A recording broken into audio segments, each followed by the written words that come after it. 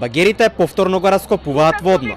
Не се знае македонски енергетски ресурси со кои активисти се договориле и им дозволиле да го надгледуваат градењето на трасата и поставувањето на цевките. Од граѓанската иницијатива Го сакам водно обвинија дека договор со нив не постои.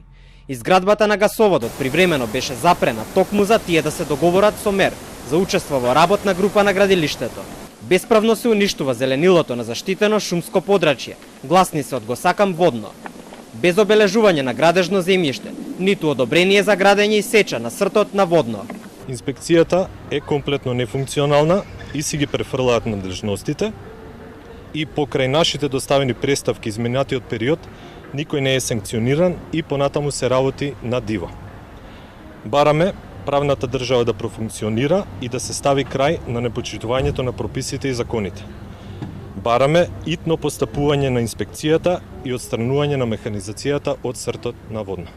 Од македонски енергетски ресурси побаравме, но не добивме одговор со кои активисти се договориле да бидат вклучени во надзорните групи за гасоводот. Преку соопштение само порачаа дека се подготвени да разговараат со граѓанските здруженија, за да ги расчистат недоразбирањата. Ниту за градоначалникот на Скопје Шилегов нема никакви дилеми дека изградбата на гасоводот ќе продолжи. Според него финансиската штета ќе биде огромна ако се измени трасата на цевките. Анализирани се во фазата и постапката на издавање на градежната дозвола 5 можни траси.